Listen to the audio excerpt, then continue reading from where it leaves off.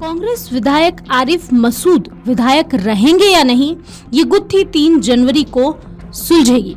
लेकिन उसके पहले ही आरिफ मसूद का बयान, आखिरकार ऐसा क्यों हम कह रहे हैं कि आरिफ मसूद विधायक रहेंगे भी या नहीं।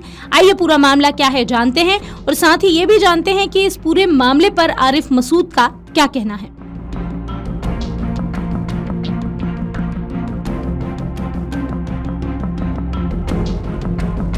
भोपाल से कांग्रेस विधायक आरिफ मसूद को मध्य प्रदेश हाई कोर्ट से बड़ा झटका लगा। हाई कोर्ट में दायर चुनाव याचिका पर सुनवाई बंद किए जाने की मांग करते हुए आवेदन दायर किया गया था। हाई कोर्ट जस्टिस विवेक अग्रवाल की एकल पीठ ने उनके आवेदन को खारिज किया और उपलब्ध दस्तावेजों के गुण दोष पर सुनवाई करने के आदेश जारी किए। कोर्ट ने मामले की अगली सुनवाई के लिए 3 जनवरी की तारीख निर्धारित की। गौरतलब है, आरिफ मसूद के निर्वाचन को चुनौती देते हुए पराजित भाजपा प्रत्याशी ध्रुव नारायण सिंह ने हाईकोर्ट में चुनाव याचिका दायर की थी। इसमें कहा गया था कि SBI अशोकनगर शाखा से आरिफ मसूद और उनकी पत्नी के नाम लोन है, जिसका उल्लेख उन्होंने अपने नामांकन पत्र में नहीं किया। सर्वोच्च न्यायालय के निर्देशानुसार हाईकोर्ट लोन संबंधित दस्तावेजों की जांच कर रही है। हाईकोर्ट ने तत्कालीन बैंक मैनेजर को गवाही तथा प्रति परीक्षण के लिए तलब किया। तत्कालीन मैनेजर ने हाईकोर्ट को बताया कि आरिफ मसूद और उनकी पत्नी सहित 40 खाता धारकों के नाम पर बैंक के कुछ कर्मचारियों की मिलीभगत से एक गिरोह ने धोखाधड़ी से लोन स्वीकृत करवाए थे, जिसकी जांच CBI कर रही है।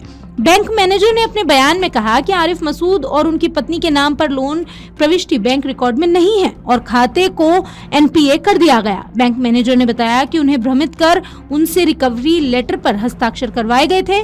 बैंक ने अधिकृत तौर पर कांग्रेस विधायक और उनकी पत्नी को रिकवरी लेटर जारी नहीं किया। आवेदक विधायक की तरफ से चुनाव याचिका पर सुनवाई बंद किए जाने का आवेदन पेश किया गया। सुनवाई के बाद एकल पीठ ने उक्त आवेदन को खारिज कर दिया। उन्होंने कहा कि दस्तावेज फर्जी और कूट रचित नहीं है। दस्तावेज की गुण दोष के आधार पर समीक्षा की जाएगी।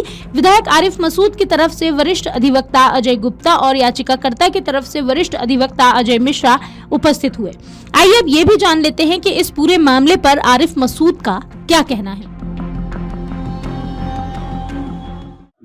मेरे ऊपर लोन जो है उसका मैं डिस्प्यूटेड लोन मैंने अपने फॉर्म में शो करा है।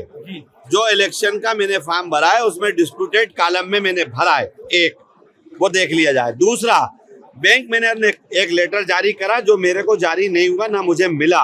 ये उसने अदालत में एक्सेप्ट करा कि आरिफ मसूद और उनकी पत्नी को कोई पत्र हमने जारी नहीं करा। हमने आरिफ मसूद के नाम पर सामने वाले पक्ष ने धोखा देके हमसे जानकारी मांगी थी, इसलिए हमने पत्र तैयार जरूर करा था लेकिन जारी नहीं करा। ये हाई कोर्ट में हमने कहा है। उसी बुनियाद पर हमारा ये कहना है कि मुझ पे इलेक्शन पिटीशन नहीं चलना चाहिए, गलत है। उसको लेकर मैं गया था, उन्होंने कल कहा कि नहीं चलना चाहिए। उन्होंने कहा ठीक है, हम फिर सुप्रीम कोर्ट चले जाएंगे। क्या मुझ पे नहीं चलना चाहिए? जब मैंने कोई चीज छुपाई नहीं है तो मुझ पे चलेगी क्यों? तो इसलिए जिस चीज का मैं दोषी नहीं हूँ, 7-11 मेरे लिए खारिज यहाँ हुई है, मैं दोबारा सुप्रीम कोर्ट जाऊंगा। तो आपको लगता है अल्पसंख्यक के बाद अब दलित वर्ग भी बीजेपी के टारगेट है? बाबा साहब के साथ जब कल हुआ, पूरा हिंदुस्तान देख रहा है, पूरा देश देख रहा है, शर्मिंदगी है। बाबा साहब का एहसान मानना चाहिए जिसने उस पीड़ा के साथ इस देश के हर वर्ग, हर समाज, हर तबके को एक संविधान दिया था।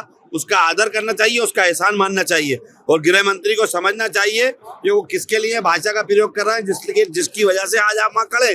वही लोकतंत्र और उसी संविधान की बुनियाद पर आप लोकसभा में खड़े। अगर आप ये वीडियो YouTube पर देख रहे हैं तो हमारे चैनल को सब्सक्राइब करें और बेल आइकन को दबाना ना भूलें। अगर आप Facebook पर ये वीडियो देख रहे हैं तो हमारे पेज को लाइक करें।